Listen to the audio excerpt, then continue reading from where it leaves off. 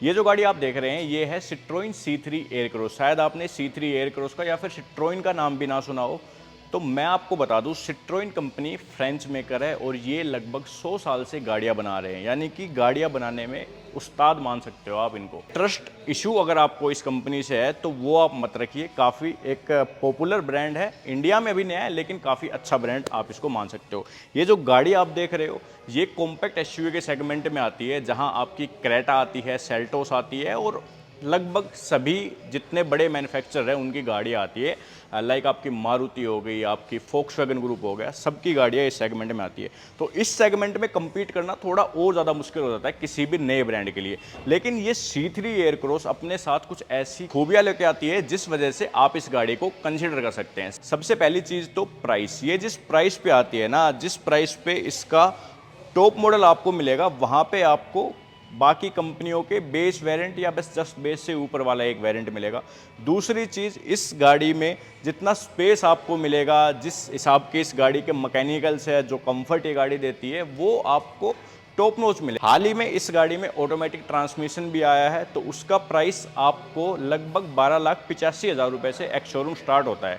गाड़ी में 3 वेरिएंट अपने पास आते हैं, U प्लस एंड मैक्स, और गाड़ी 2 सीटिंग ऑप्शन के साथ आती है। 5 सीटर आप इसको ले सकते हो, प्लस आप इसको 5+2 सीटिंग ऑप्शंस के साथ भी कंसिडर कर सकते हो। जो आपका ऑटोमेटिक है वो आपको 5 सीटर प्लस वेरिएंट में मिल जाएगा, दूसरा आपको 5 seater max and 7 seater max, 3 जो है वो ऑप्शन आप ले सकते हो।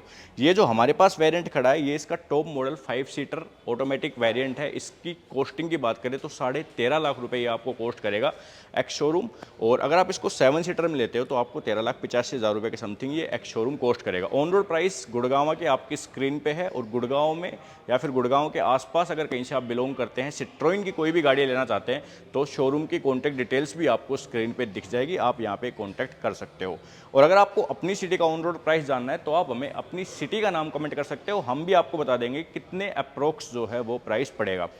ये गाड़ी आपको ड्यूल टोन के ऑप्शंस के साथ मिल जाती है। ड्यूल टोन के लिए आपको लगभग 23,000 रुपये एक्स्ट्रा देने पड़ेंगे इसके ऊपर, और इसमें वाइपेक्स वगैरह के भी कुछ ऑप्शंस आते हैं, वो एक्सेसरी है, एक हिसाब से एक्सेसरी पैक है, तो आप लेना चाहो वो भी यहाँ पे कंसिडर कर सकते हो।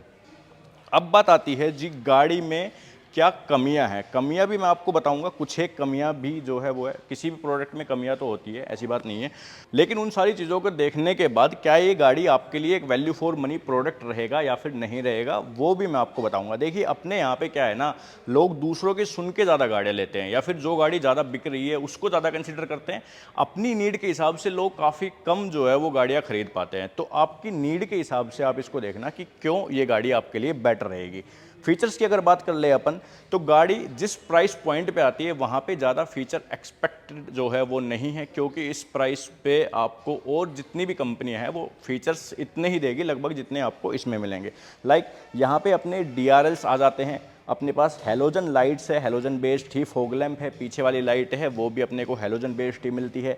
गाड़ी में टायर यहाँ पे आपको 17 इंच के अलॉय व्हील्स मिलते हैं, और टायर का प्रोफाइल भी काफ़ी बढ़िया है। 215/60 R17 के व्हील्स ये देख रहे हो, और ये गाड़ी का सस्पेंशन और आप राइड क्वालिटी मानो ना तो काफ़ी बढ़िया है। सेगमेंट में टॉप क्वालिटी जो है उस कैटेगरी में आ सकती है गाड़ी कंफर्ट के मामले में। डिस्क मिलते हैं सामने, पीछे ड्रम मिलते हैं। अब ये एक कॉस्ट कटिंग है, क्योंकि आप देखो क्रेटा देखो, सेल्टोस देखो, इवन आप मारुति की ग्रैंड विटारा देखो, वहाँ पे चारों डिस्क के ऑप्शन मिलते हैं, लेकिन यहाँ पे फ्रंट डिस्क के ही ऑप्शन दिए गए हैं। व्हील बेस सेगमेंट में सबसे अच्छा यहाँ पे मिलता है, तो स्पेस भी आपको उस हिसाब से सेगमेंट में काफ़ी बेहतरीन मिलता है। कुछ एक चीज़ें जो है वो गाड़ी में आउटडेटेड फील होती है, लाइक ये डोर हैंडल्स थोड़े से जो है वो आपको ये उतना प्रीमियम फील नहीं करवाएंगे। ये 5 सीटर वेरिएंट है, इसकी हाइट आपको 7 सीटर से थोड़ी सी कम मिलेगी, 7 सीटर थोड़ी ज़्यादा जो है वो ऊंची है, और सेगमेंट में सबसे ऊंची गाड़ी सिट्रोइन की ये C3 एयरक्रॉस है। रूफ रेल्स आपको मिल जाती है, यहाँ पे आप ORVMs देखोगे तो ये भी आपके इलेक्ट्रिक एडजस्टमेंट वाले फीचर्स के साथ आते हैं। यहाँ पे हेलोजन बेस्ड रन इंडिकेटर्स आपको दिए गए हैं। पीछे की तरफ आप आओगे तो 45 लीटर का यहाँ पे आपको फ्यूल टैंक मिलता है। कितनी रेंज देगी वो आपकी स्क्रीन पे आपको दिख जाएगा, गाड़ी मैनुअल ट्रांसमिशन के साथ और ऑटोमेटिक ट्रांसमिशन के साथ। गाड़ी का डिज़ाइन आप ओवरऑल देखोगे ना तो रोड प्रेजेंस इस गाड़ी की काफ़ी बेहतरीन मुझे लगती है। अपने सेगमेंट में जैसे क्रेटा सेल्टोस होगी, बार बार क्रेटा सेल्टोस में क्यों कह रहा हूँ, क्योंकि यही है इस सेगमेंट में जो हाई सेलिंग गाड़ियाँ हैं उनसे बड़ी दिखती है ये ऑन रोड, ठीक है, रियल टाइम में आप देखोगे बड़ी दिखेगी आपको।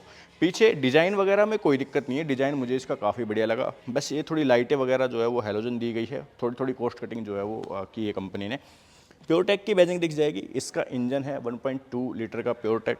यहाँ पे आपको C3 एयरक्रॉस की ब्रांडिंग दिख जाएगी। कैमरा आता है गाड़ी में, सेंसर्स आते हैं, जितने भी बेसिक काम के फीचर है ना वो तो सारे दिए गए हैं।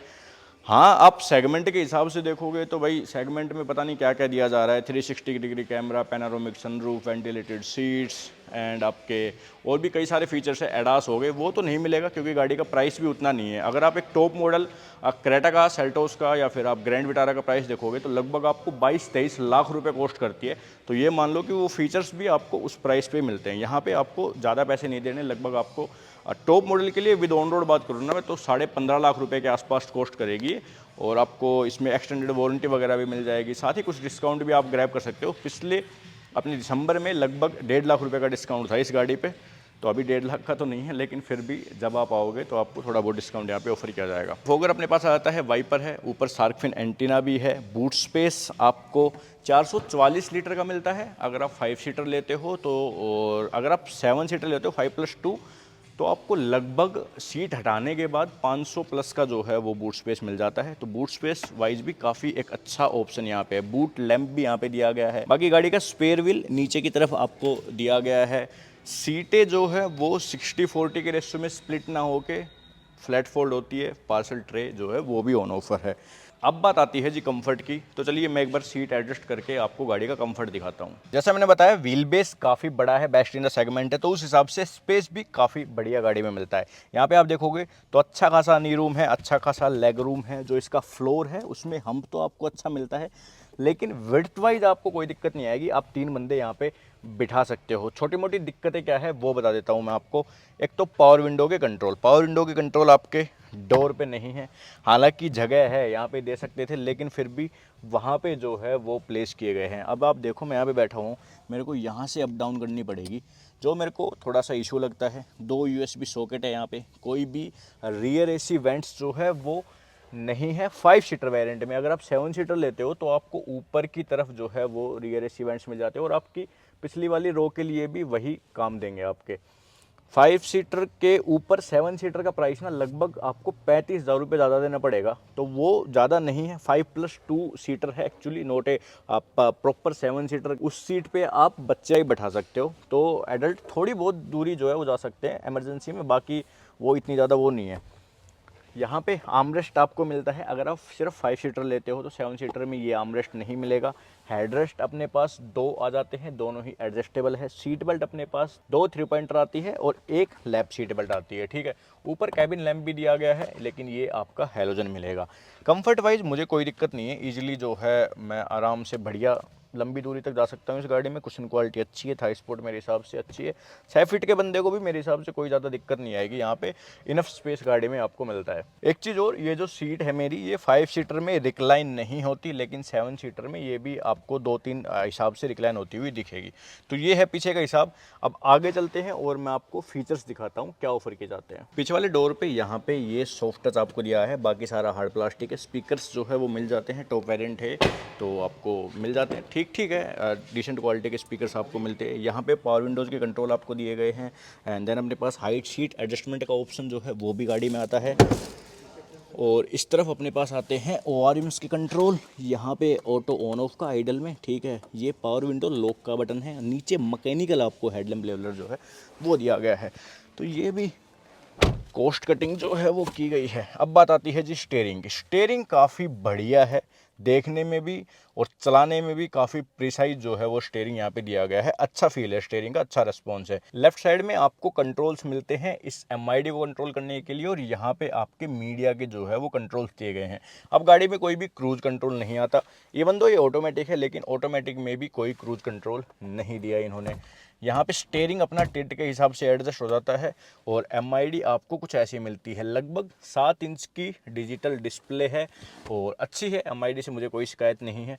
ये जो है आप गाड़ी में इंटीरियर थीम ब्रॉन्ज देख रहे हो, तो हल्की सी आपको ब्रॉन्ज शेड जो है वो देगी। इसमें एक इंटीरियर और आता है ग्रे वाला, तो उसमें आपको हल्की सी ग्रेइश जो है वो फिनिश ये देगी। तो वो है, ज़्यादा कुछ नहीं है इसमें बताने के लिए। कुछ एक सेटिंग्स जो है वो आप यहाँ पे देख सकते हो, क्या क्या चीज़ें आपको दिखाएगी। टायर प्रेशर मॉनिटरिंग सिस्टम बिल्कुल आता है, लेकिन पर्टिकुलरली टायर का नहीं दिखाता। आपके किसी भी टायर में हवा कम होगी तो ये बता देगा कि हाँ भाई हवा कम है, अपनी डलवा लो। स्पीडोमीटर है और बाकी तो इन्फॉर्मेशन आप देख ही पा रहे होंगे। यहाँ पे नॉर्मल वाइपर है, नॉर्मल हेडलैम्प है।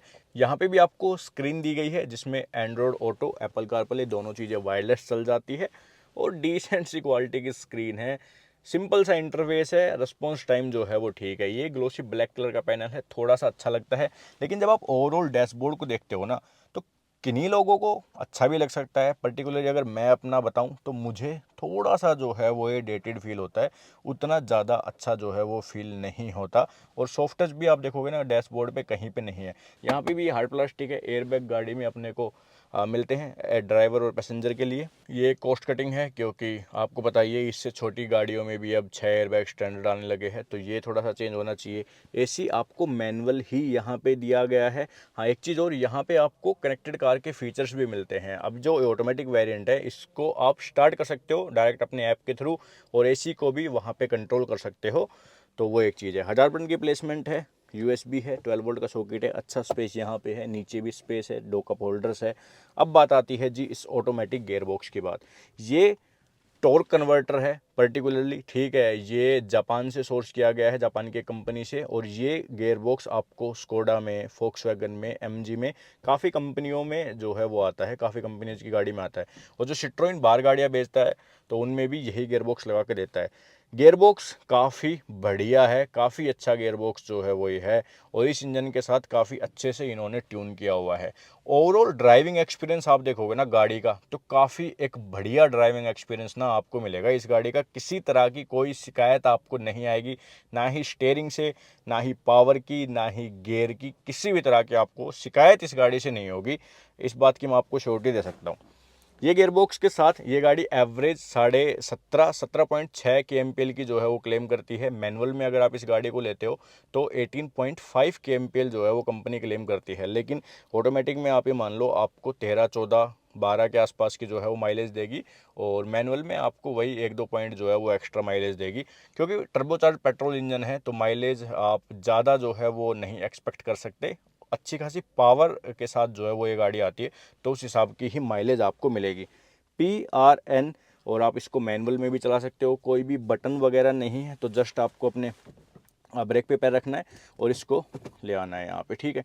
इस तरफ करते ही मैनुअल में आ जाएगा और मैनुअली आप इसका गियर शिफ्ट कर सकते हो। तो ये है जी टॉर्क कन्वर्टर।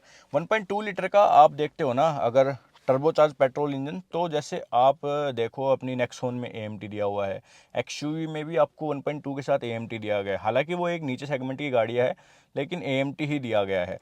इसमें आपको टॉर्क कन्वर्टर मिलता है। मैनुअल के ऊपर अगर आप ये टॉर्क कन्वर्टर लेते हो तो आपको 1,30,000 रुपये जो है वो एक्स्ट्रा देने पड़ेंगे। लगभग सभी कंपनियों में टॉर्क कन्वर्टर के लिए आपको 1,20,000 से 1.5 लाख रुपए तक जो है वो देने पड़ते हैं सभी कंपनियों में, ठीक है। तो इसके लिए भी 1,30,000 देने पड़ेंगे। जो मैंने आपको प्राइस बताया ना 13.5 लाख रुपए इस 5 सीटर के एक्स शोरूम, वो इस ऑटोमेटिक गियरबॉक्स के साथ ही बताए, मैनुअल में आपको वो सस्ती पड़ेगी।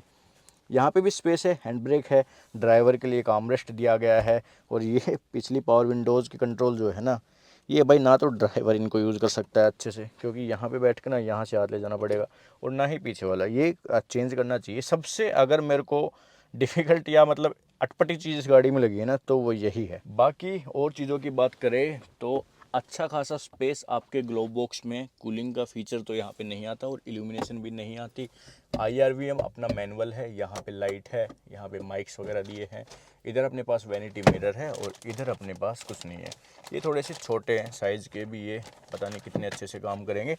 बाकी तो सब कुछ मैंने आपको बता ही दिया। ORVMs अगर मैंने आपको नहीं बताया तो फोल्ड नहीं होते इलेक्ट्रिकली, सिर्फ एडजस्ट जो है वो इनको आप कर सकते हो, चाबी वगैरह से फोल्ड नहीं होते। हाँ सच चाबी तो मैंने आपको दिखाई नहीं गाड़ी की। ये है इसकी की, काफ़ी बेसिक की है। लॉक अनलॉक सिर्फ 2 बटन दिए गए हैं, और जो दूसरी चाबी है उसमें तो आपको लॉक अनलॉक के बटन भी नहीं दिए गए, ठीक है। की थोड़ी सी अच्छी हो सकती थी क्योंकि 15 लाख रुपए आप दे रहे हो, चाबी थोड़ी सी जो है वो बेटर बना सकते हो, उसमें कोई इशू नहीं है। अब जी चलिए बात करते हैं गाड़ी के इंजन की और कंक्लूजन की बात करते हैं। अभी अपन गाड़ी के इंजन की बात करें तो ये 1.2 लीटर का टर्बोचार्ज पेट्रोल इंजन आपको सिर्फ मिलता है, जो कि 110 bhp जनरेट करता है। ऑटोमेटिक के साथ आपको 15 न्यूटन मीटर का टॉर्क ज़्यादा मिलेगा। 205 न्यूटन मीटर का टॉर्क अभी हो गया है। 18.5 की माइलेज क्लेम करता है मैनुअल के साथ और 17.6 के समथिंग माइलेज क्लेम करता है ऑटोमेटिक के साथ। दोनों ही गियर आपके 6 स्पीड है, तो दोनों ही गियर अच्छे हैं। मैंने आपको बताया जापान से जो है वो सोर्स किया गया है ये गियर, जो ऑटोमेटिक वाला है काफ़ी बढ़िया है और काफ़ी कंपनी में आता है, तो रिलायबल भी है। रिलायबिलिटी वाइज तो टॉर्क कन्वर्टर वैसे भी आपको टॉप नॉच मिलते हैं। सबसे अगर रिलायबिलिटी की बात करें गियर बॉक्स में, तो टॉर्क कन्वर्टर ये जो सबसे बढ़िया है। ऑटोमेटिक जो नॉर्मल अपना AMT होता है वो भी दे सकती थी कंपनी, लेकिन वैसा नहीं दिया क्योंकि ये ब्रांड जानी इसी चीज़ के लिए जाती है, अच्छे मैकेनिकल्स के लिए, ठीक है। इतने प्राइस में अगर आप लेने जाते हो दूसरी गाड़ियाँ, लाइक आप क्रेटा, सेल्टोस, ग्रैंड विटारा कुछ भी आप लेने जाते हो ना, तो आपको पहली बात तो टॉर्क कन्वर्टर नहीं मिलेगा इतने प्राइस में किसी भी कंपनी में, यानी कि ऑटोमेटिक गाड़ी आपको इस सेगमेंट की मिलेगी ही नहीं इस प्राइस पे। तो जी ये थी सिट्रोइन C3 एयरक्रॉस। हमारे हिसाब से काफ़ी अच्छा एक प्रोडक्ट है। अगर आप देख रहे हो एक अच्छी मैकेनिकल वाली गाड़ी, अच्छा स्पेस, अच्छा कंफर्ट, तो ये आपके लिए काफ़ी वैल्यू फॉर मनी साबित हो सकती है। कुछ एक डिमेरिट्स यही है कि जो शोरूम्स है वो आपको मेट्रो सिटीज़ में ही मिलेंगे, तो वो थोड़ा सा एक है कि अगर आप रिमोट एरिया में बिलोंग करते हो तो सर्विस वगैरह का आपको हल्का फुल्का जो है वो इश्यू हो सकता है, हल्का फुल्का। बाकी सिट्रोइन के काफ़ी जो है वो सुविधा है, जैसे कि इनकी गाड़ी आपके घर सर्विस करने जाएगी वगैरह वगैरह, तो उन चीज़ों को आप पूरा कंसिडर करके इस गाड़ी को कंसिडर कर सकते हैं। तो ये है हमारा रिव्यू इस गाड़ी के बारे में। बाकी आप हमें बताइए आपको ये गाड़ी कैसी लगी, जिस प्राइस पॉइंट पे जितने फीचर्स, जितनी चीज़ें ये आपको दे रही है, वो आपको स्पेशली कैसा लगा। और ऐसी वीडियोज़ के लिए आप हमें सब्सक्राइब कर सकते हैं और मिलते हैं हम आपसे नेक्स्ट वीडियो में। तब तक के लिए thank you so much for watching this video.